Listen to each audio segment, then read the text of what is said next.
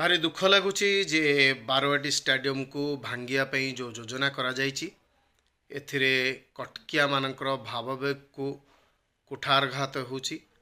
कारण बारवाटी स्टाडियम ओडिशार गोटे प्रतीक एवं कटकवासी माने या सहित जोड़ी होगी रही। तेणु निश्चित भाव में मु सरकार को अनुरोध करी जे नवीकरण हेबा उचित एवं सौंदर्यीकरण हवा उचित एवं जो जो जगह गुड़ाक करा जाई पारिबो से जगह हो से आमर कौन विरोध नहीं। बहु सुंदर भाव में आहुरी हो किंतु भांगिया पाई भंगा हेले भारी कष्ट लागिवो।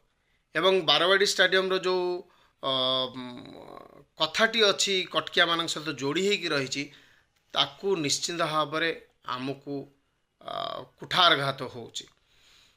आ गोटे कथा होची कहयापई चाहूँगी जे खाली सौंदर्यीकरण हो गले बा नवीकरण हो गले से कौन फरक पड़े ना। मुख्य कथा होची केतेटा इंटरनेशनल मैच होची। बारवाटी स्टाडियम परे बहुत गुड़े स्टाडियम भारत वर्ष तैयारी जोठी की बहु संख्यार इंटरनेशनल मैच होची।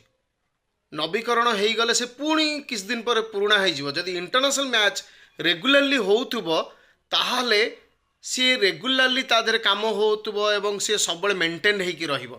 तेणु सरकार को अनुरोध करी से इंटरनेशनल मैच पर ध्यान दिंतु। आर जे सेक्रेटरी अच्छा प्रेसिडेंट अच्छा मुझे अनुरोध करी जे से इंटरनेशनल मैच पर ध्यान दिंतु। आउ गोटे कथा होची जे बारवाटी स्टाडियम रे आमर हॉकी एसोसिएशन अच्छी एवं बारवाटी स्टाडियम खाली हॉकीर प्रमोशन काम रे बा हॉकीर इनाग्रेशन काम रे खाली लगी। किंतु बारवाटी स्टाडियम रे कौन सी प्रकार आस्ट्रोटॉप फील्ड नहीं जोटि की हॉकी मैच हो पार। मु देखी मुझे खेलुली से बहुत प्लेयर माने कटक रु बाहर थिले जो माने कि हॉकी खेलुले एवं इंटरनेशनल मैच पर्यंत पहुँची एवं ओडिशा रु चारिआडू हॉकी प्लेयर माने आसुतिले मैच होउतला एवं ता भितरु बछा बछा प्लेयर माने भारत पई प्रतिनिधित्व मध्य करिसंती। किंतु परवर्ती समय जेहेतु आम पाखे आस्ट्रोटॉप फील्ड नहीं से आम कटक रे आउ हॉकी मैच हो पारु नाही। एटा बहुत दुखर कथा। खाली इनाग्रेशन काम हम किंतु हॉकी मैच हो पारिबो नाही। आठू दुख कथा आउ किछि नाही। एठी हमर एसोसिएशन अच्छी एठी हमर सेक्रेटरी अछंती एठी हॉकी रो ऑफिस मध्य अच्छी किंतु एठी आस्ट्रोटॉप फील्ड नाही कि हॉकी प्लेयर आउ नूतन पीढ़ी तैयारी हो पारु नाहंती। आउ गोटे बड़ दुखर कथा जेहेतु खेल विषय चली इंडोर स्टाडियम ओडिशा रे गोटे होची आमर बारवाटी पोर्ट भितर अच्छी। इंडोर स्टाडियम रो अवस्था कहले न सरे।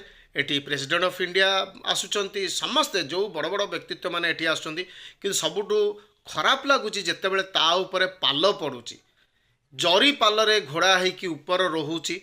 एवं जदि सरकार या पर ध्यान दियंते एवं तार नवीकरण करते मु जहाँ डिस्कसन करूली जे से ऊपर जहाँ रेक्टिफाए कला बेलू से करेक्शन हो नहीं से माने चाहूचन जे ऊपर टाको पूरा चेंज करी नूतन भाव में तार पूरा हेडरूपटा करने। तेणु मु अनुरोध करी जे तार मध्य नवीकरण करा जाऊ एवं खेल को प्रोत्साहन दिंतु एवं खेलाड़ी मानू नूतन पीढ़ीर खेलाड़ी मानू आगु को बढ़िया सुजोग दि जाऊ एवं से प्लेयर रो कारखाना तैयारी करा जाऊ प्लेयर मानू तैयारी करा जाऊ एवं तांकू से सब सुविधा सुजोग दि जाऊ जहाँ फल कि से माने निजको ग्रूम करि परिबे। धन्यवाद। तेणु यही कथा पर ध्यान दिंतु जे बारवाटी स्टाडियम रो नवीकरण हेउ किंतु पूरा संपूर्ण भाव में डिमोलिश न करा जाऊ। दुई रे होची जे बारवाटी स्टाडियम भितर गोटे आस्ट्रोटॉप फील्ड हो जोठी की हॉकी मैच हो पारिबो इंटरनेशनल मैच हो पारिबो इंटरनेशनल स्टैंडर्ड हो पारिबो एवं इंडोर स्टाडियम रो छातर मरामती हो बा इंडोर स्टाडियम रो नवीकरण हो। धन्यवाद।